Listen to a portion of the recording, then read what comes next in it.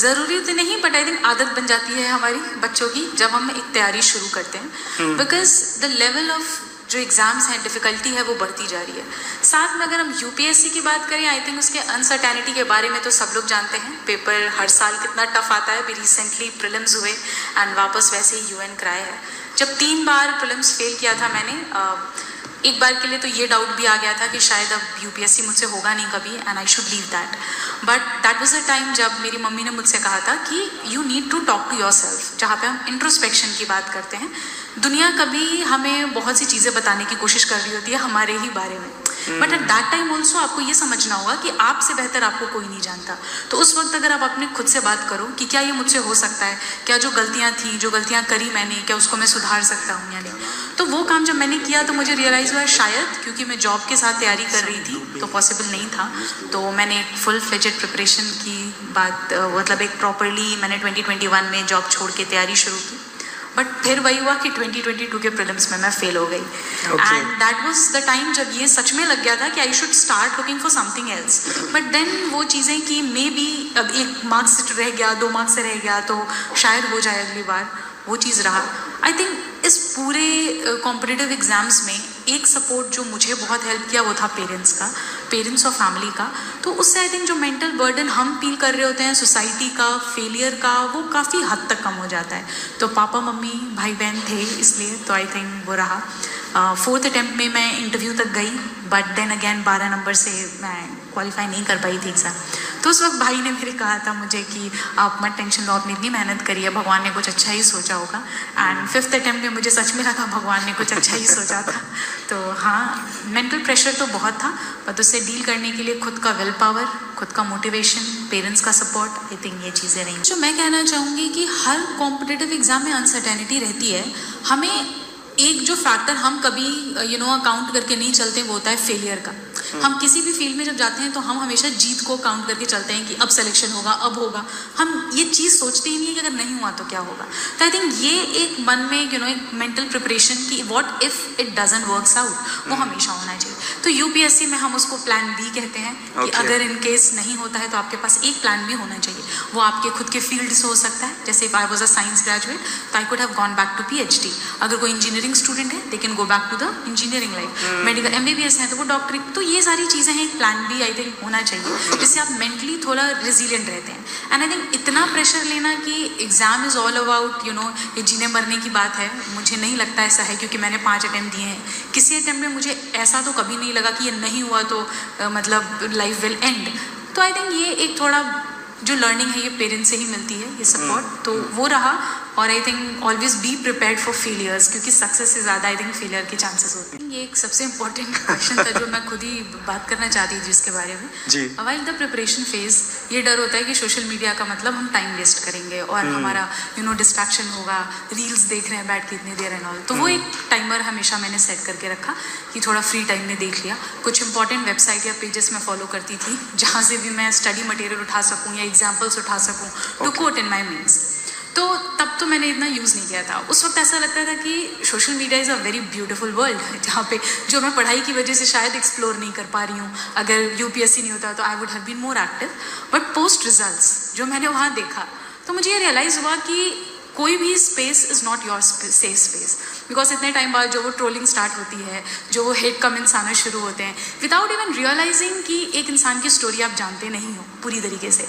किसी ने 7 साल मेहनत की, 5 साल मेहनत की, किसी ने कितने अटेम्प्ट्स दिए, बट उसके बाद people in the digital space because of the anonymity, क्योंकि किसी को आप ट्रेस नहीं कर सकते, पीपल आर स्पीकिंग एनीथिंग।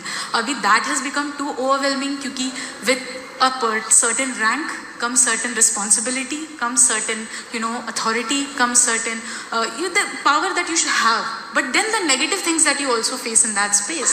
तो आई थिंक एक जो ये माइंडसेट हमारा होता है कि ये क्लियर हो गया तो लाइफ सेट है, फिर आई डोंट थिंक ऐसा होता है। हमेशा कोई ना कोई नए चैलेंजेस आएंगे and we need to be mentally strong to take that head on.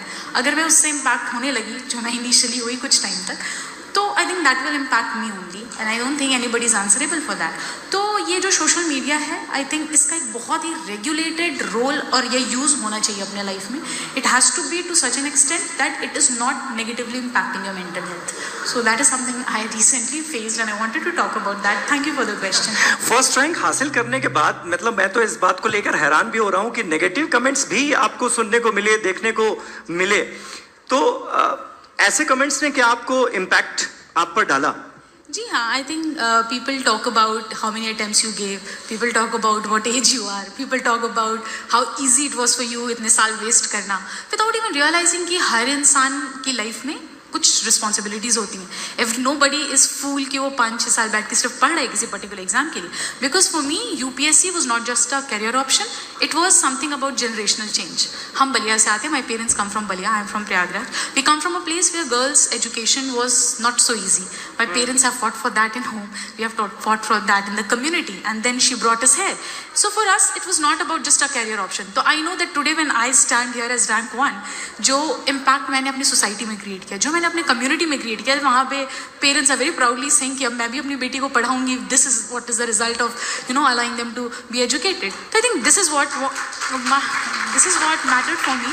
It was never as easy as a career option. वरना मेरे पास career और earning के बहुत scope थे. मैं बहुत अच्छा earn कर सकती थी बहुत जगह. But वो एक मोटिवेशन था कि जो एक टाइम स्टेप मम्मी ने लिया था, पापा ने लिया था घर में हमारे लिए, one day I will stand in the community and take for the girls in the society. So I think that was a reason behind it. Doctor, वो उस वक्त भी ऐसा होता है कि आप सर्टेन नहीं होते हो कि इस एग्जाम में सक्सेस मिलेगी, और ऑलरेडी मैंने 2-3 फेलियर्स देख लिए थे, तो वो भी एक डाउट था मन में. बट आई थिंक वही विल पावर और खुद के ऊपर कॉन्फिडेंस है कि अगर आपको लगता है and you are very clear in your head why कि क्यों करना है, तो उस वक्त आई थिंक वो मोटिवेशन रहता है. तो आप थोड़ा सा कॉम्प्रोमाइज़ करना पड़ता है. लाइफ में सब कुछ एक साथ नहीं मिलता. You will have to leave one thing for the other. तो ये चीज़ मैंने समझी कि अब जॉब भी मैं चाह रही हूँ, एक स्टेबल इनकम भी मैं चाह रही हूँ, फिर मैं यूपीएससी की तैयारी भी करना चाह रही हूँ, उसमें भी मैं रैंक लाना चाह रही हूँ, and that's not possible. So that's when I realised कि I need to give up on certain comforts, I need to give up on certain that backup that I have taken for a while, and that's when मैंने resign किया and I stopped. और जो tuitions वगैरह में देती थी वो बंद किया और मैंने सेल्फ स्टडी पे फोकस किया पूरा. And I think that resulted and that give me proper time with my self. कि आप पढ़ रहे हो, पढ़ने के बाद आपको उतना टाइम भी मिलना चाहिए जब आप मेंटली खुद के साथ इंटरैक्ट कर रहे हो कि क्या जो मैं कर रहा हूँ ये सही है या नहीं, क्या मैं उतना टाइम दे पा रही हूँ उस प्रिपरेशन को जितनी रिक्वायर्ड है. And then I am having time जहाँ पे मैं टेस्ट वगैरह सॉल्व करके I can assess my own performance. खाली पढ़ते रहना is not a solution for any exam. If you are studying, उसको अप्लाई करना टू अंडरस्टैंड कि आपको कितना समझ आया है, that is also very important. तो उस वक्त थोड़ा डर लगा था, बट आई थिंक वो रिक्वायर्ड भी था. वो थोड़ा बहुत डर, जैसे सर ने कहा कि कभी कभी दबाव is required for that motivation, for that push, and I think ये सबके लिए ही वैलिड है. कभी कभी जो सर ने कहा, आई थिंक ये बहुत ही सही बात है कि हमारे एजुकेशन सिस्टम ने बहुत ज़्यादा पढ़ना है, एग्ज़ाम क्लियर करना है, सिलेबस कंप्लीट करना है, इस पे फोकस किया. I think building strong humans is more important than having building those big businessman or big इतना. I think a person has to be mentally and internally strong in order to face challenges. अभी अगर कोई बच्चा इतना mentally prepared नहीं है कि वो एक एग्जाम का स्ट्रेस ले पाए, तो आगे चल के उसके लाइफ में और भी मुश्किलें आएंगी. आई थिंक यहाँ रोल आता है टीचर्स का, यहाँ रोल आता है पेरेंट्स का, जो उनको वो थोड़ा कंफर्ट जोन दें कि दिस इज एग्जाम, आप ट्राई करो, हो रहा है तो ठीक है, नहीं है तो you will always have another option. I think being a better human being is something which is more required. मेरी मम्मी हमेशा ये कहती थी कि यू आर ट्राइंग, आप मेहनत कर रहे हो, that is required. Second thing, you are not cheating on yourself, you not cheating on anybody else, and that is important. Nothing else matters. ज़रूरी नहीं है यूपीएससी जैसे एग्जाम में जहाँ 99% फेलियर रेट है, 1% इज द सक्सेस रेट, तो failure की probability anyways ज़्यादा होती है. किसी भी आप कॉम्पिटिटिव एग्जाम में देख लो. तो आई थिंक उसके लिए बच्चों को मेंटली प्रिपेयर होना ज़रूरी है. Because when you lose mentally, तो फिर सच काइंड ऑफ स्टेप्स जिसकी आप बात कर रहे हो, बच्चे इतने हताश हो जाएं कि उस पॉइंट तक उनको जाना पड़ जाए, that's very very very painful, and I don't think anybody would like to go through that. तो वहाँ पे पेरेंट्स का थोड़ा सपोर्ट होना, फैमिली का सपोर्ट होना, टीचर्स का, जैसे पीयर ग्रुप का होना, that provide you that comfort, that understanding कि व्हाट इज कैरियर अबाउट, मतलब ये क्या है. बच्चों ने उसको लिंक कर लिया है टू सोसाइटल, जो उनके ऊपर मतलब सोसाइटल आपकी क्या इमेज हो रही है, आप किस इंस्टीट्यूट से पढ़ रहे हो, आप कहाँ जॉब कर रहे हो, all of that is become much of a propaganda then about your own life. तो दैट अबिलिटी और दैट फ्रीडम और द स्पेस टू चूज कि आपको कौन सा करियर चूज करना है. Maybe I am good at drawing, but because of the family pressure I need to go for some engineering or medical, and that can be the worst because you kill a personality that was there within you. You are trying to struggle somewhere जहाँ के लिए आप बिल्कुल भी suitable नहीं हो. You'll always end up in a battle जहाँ आप अपने आप को prove करना चाह रहे हो. So that safe space should come from the society. बिल्कुल, मुझे लगता है पेरेंट्स के लिए भी एक बहुत बड़ा सबक है कि देश भर में लोग सुन रहे हैं, यूपीएससी के एग्जाम की तैयारी कर रहे हैं तमाम प्रतियोगी छात्र छात्राओं को अब आखिर में क्या कहना चाहेंगी? आपके हिसाब से सक्सेस का मंत्र क्या है? आई थिंक इस एग्जाम में सबसे इम्पोर्टेंट होगा एक स्ट्रॉन्ग विल पावर, एक स्ट्रॉन्ग मेंटालिटी, क्योंकि this is where most of us lack. Second thing is you will require clarity कि क्या मतलब ज़रूरी है क्या नहीं, बिकॉज हर कॉम्पिटिटिव एग्जाम में मैंने देखा नॉइज़ बहुत ज़्यादा है. ये भी कर लो, वो भी कर लो, इतने घंटे पढ़ लो, ये भी किताब पढ़ लो. आई थिंक वो क्लैरिटी होना कि कितना रिक्वायर्ड है वो ज़रूरी है. And third thing would be discipline, कि अगर आपको पता है कि यूपीएससी जैसे टफ एग्जाम के लिए आप अपियर कर रहे हो तो डिसिप्लिन, एक रूटीन आपको फॉलो करना है जो मोनोटोनस होगा, but that is also what is important for the examination. Then अगर हम टेक्निकलिटीज़ की यूपीएससी की बात करें पर से, तो उसमें कुछ बेसिक बुक्स हैं जो आपको फॉलो करनी है. You can not overlook your NCERTs. Second thing is previous year questions have to be your guide. Syllabus you should know by heart कि भाई यूपीएससी का सिलेबस क्या है. आप कुछ भी पढ़ने नहीं जा सकते हो, otherwise it will become too vast for you to hold things up.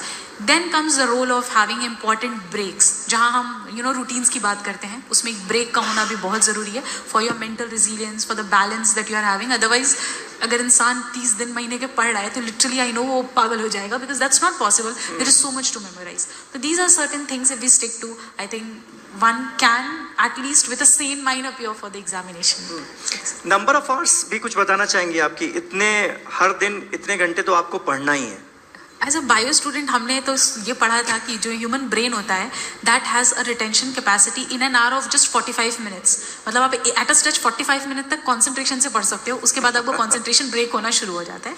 तो इसलिए मैं हमेशा स्मॉल स्टडी स्लॉट्स रखती थी 2 आवर्स का, देन 10 मिनट्स, 15 मिनट्स, 20 मिनट्स का break, and then you should have at least 8 to 10 hours. इससे ज़्यादा मैंने नहीं करा है. एग्जाम के टाइम में डेफिनेटली इंक्रीज किया है, क्योंकि तब बहुत ही ज़्यादा दैट एड्रेनलिन रश होता है कि आपको पता है कि एग्जाम जस्ट सर पे है तो बहुत कुछ रिवाइज करना है.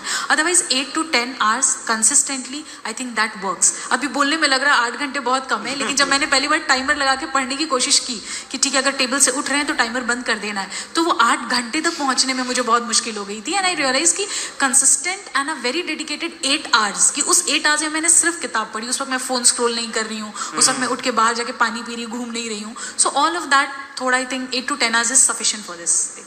Thank you.